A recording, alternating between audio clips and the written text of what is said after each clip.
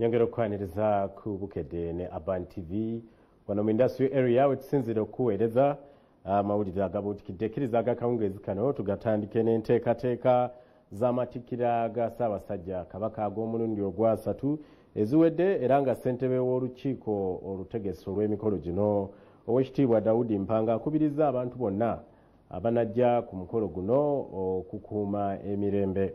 Emikolo gigenda kubeera mu Lubiri e Mmengo olunaku olw'enkya era nga buli omu ayaniriziddwa mu ngeri ey'enjawulo.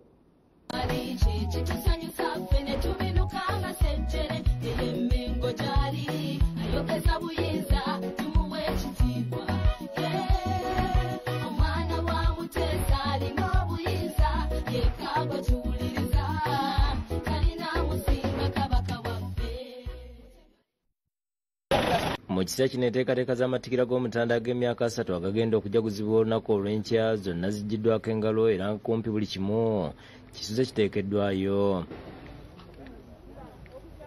Ekiwu kimaze okuyoyootebwa era ne weema abantu ba Kabaka mwe bagenda okutuula nazo zimaze okuwanikibwayo.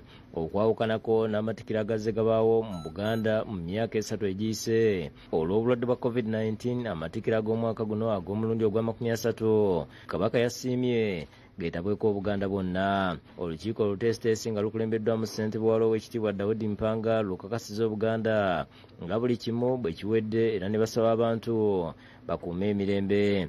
Tusaba nti abantu tubatuze tubere bakakamu kuwoganya nnyo ng'abantu boogera nga bajja kubeerawo okwogera kwa omutaka Namwama akubiriza olukiiko lw'abataka boogera ku Katikkiro ne bene bonna basiimye.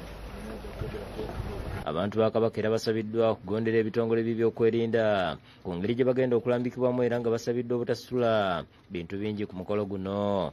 Tusaba abo abajja tubeere bawulize era bagonve eri ab'ebyokwerinda awamu n'abatutuuza olw'ensonga eyo tujja kuba ffenna tulina okwazibwa. Enteekateeka ekoleddwa nti buli muntu w'onoobeera ojja kuba osobola bulungi nnyo okulaba empologoma mu kifo kyonna kyonna w'onooba oli. N'olwekyo tujja wano tugondere abatuuza bwe bagamba gwe genda wano genda mu kifo ekyo. Ne bannamawulire abanaaweereza okuva ku mikutu gy'ebyempuliziganya egy'enjawulo nabo balambikiddwa engeri gye bagenda okukolamu emirimu gyabwe okulaba nga tebataataaganya bantu ba Kabaka ku mukolo guno.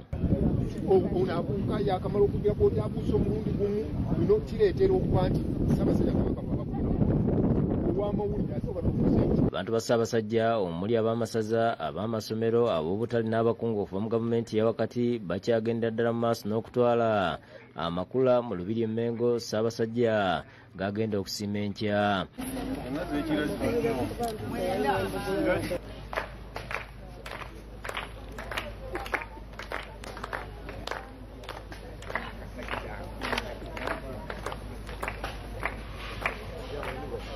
Nze n'abantu bange 27 bakyeyameni babakadde mu Buganda yonna tumuleetedde ebirabo abisiime, tumuleetedde n'ente akamemu amata n'abazaana banywe n'abaami be. Saba munzikirize ne ttiimu yaffe mutusiime era Kabaka asiime ebirabo bino. Amakula gano gakwasiddwa Kaggo Haji Ahmed Magandazi era nga yebazza abantu ba Kabaka bonna abaleese amakula. Tuli wano omulimu gw'amaanyi nnyo, abantu bangi nnyo bazze tubatikkule era bwe baliise bingi nnyo. Mwebale nnyo, mwebalire ddala. Zembooto zisibye zivuga ku wankaaki w'Olubiri e Mmengo era nga abantu ba Kabaka bategeeza nga bali mu kulindirira olunaku olw'enkya.